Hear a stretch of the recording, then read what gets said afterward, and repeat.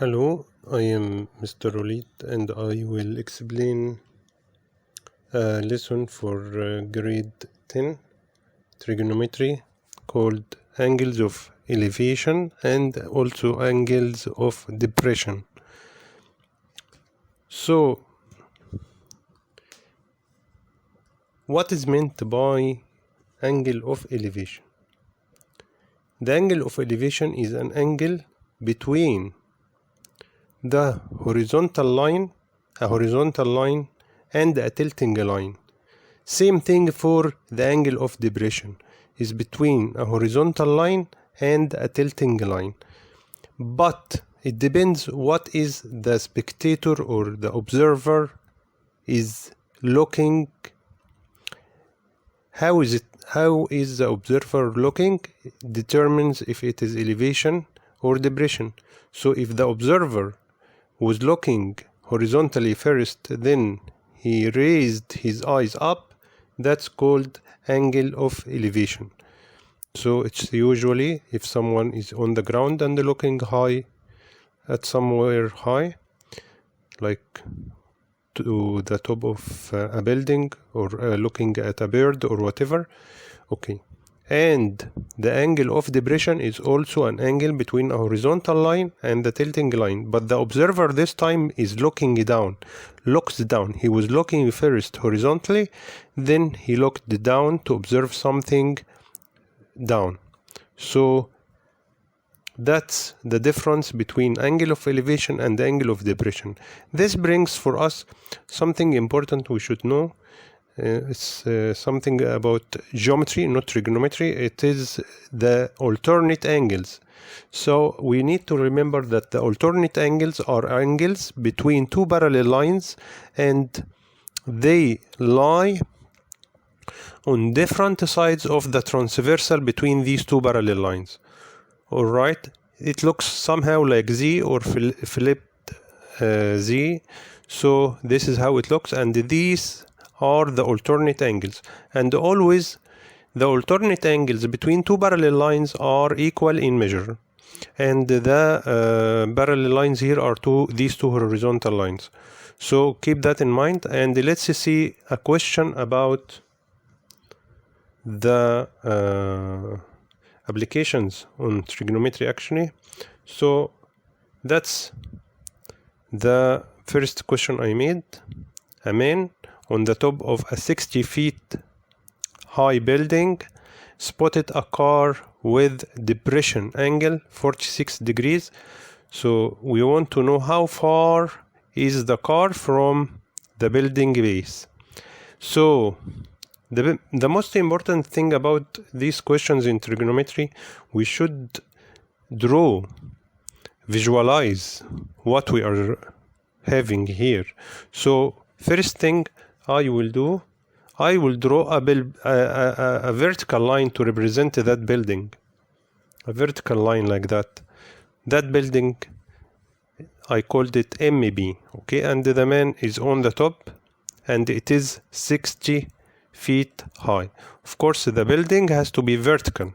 And if there is a building, there is a ground, right? So the ground is this horizontal line, BC. Okay, so and the vertical line and the horizontal line are always perpendicular to each other, of course, obviously 90 degrees between them. Okay, so we have the building, we have the ground. Okay, in the ground there is a car, and the man is looking at this car, right? So he was looking first, naturally he was looking forward first, like looking horizontally, then he looked down to spot the car. So that's why it's angle of depression. Angle of depression. So he was looking first horizontally, and then he looked down. So the angle of depression is lying between the horizontal line from the observer and the tilting line from the observer, right? So this is where the 46 degrees should be. Okay, a lot of students, they do the 60, something like question like this, they write the 46 on the man, but they write it between the vertical and the tilting. It's wrong. It has to be between the horizontal and the tilting.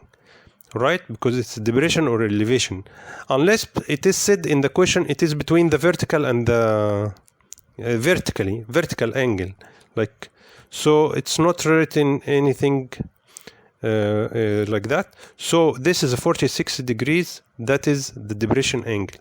Okay, and from the properties of geometry alternate angles, this depression angle will equal this angle on the car, alternate angles. So that's why angle C down here, which is the car, is equal 46 degrees, same like this angle, because they are alternate angles. Where are the parallel lines? These two horizontal lines are the parallel lines, and this looks like Z. All right, and then what? Then what? What is it that we need to find? We need to find the distance between the car and the building base. Let me show that. We wanted to find this distance, and I put question mark on it. Okay, so I have a right angled triangle, and what I know about this right angled triangle, I know an angle C 46 degrees so far, and I know the line MB, which is 60 feet. And how do I find this missing side? We will find it using trigonometry. We will not use Pythagoras or anything like that, only trigonometry. So we have learned, we are supposed to know that the line facing the angle is always the acute angle that we have in the right angle triangle. The line facing, we are observing, or we are interested on the angle that we know, 46C. So the line facing that angle is called opposite, and the line that of course the line facing the 90 degree is hypotenuse, and the line that the third line is called adjacent. It's adjacent to the angle C. All right, so we have so we should use what we want and what we have.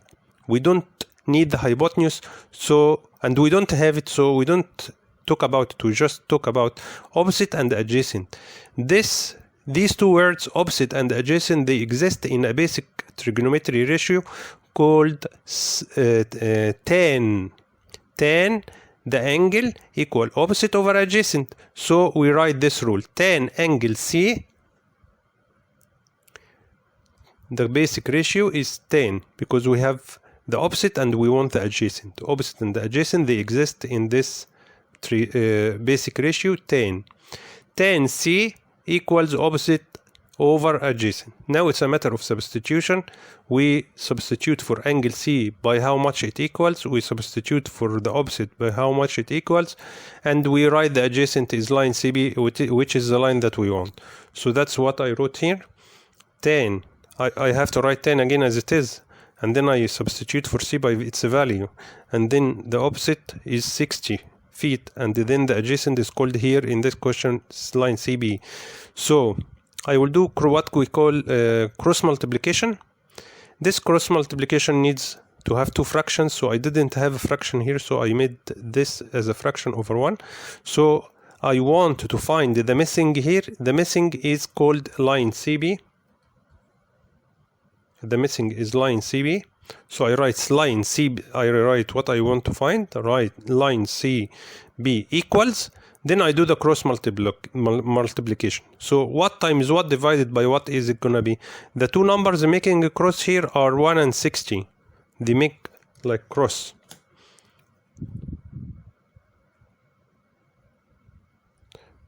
Okay, one is up and one is down. You have to multiply one from fraction up and one from the other fraction down. So 60 times 1 divided by the other, which is 1046. I cannot say 60 times 1 divided by 46. It's gonna be wrong, because I don't have here 46. This is actually 1046, right? 1046 degrees.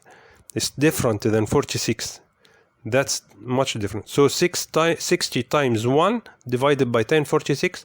So it turns to be approximately equal 58 feet. So the car is far from the base of the building by 58 feet. I hope this was useful for you. Thank you.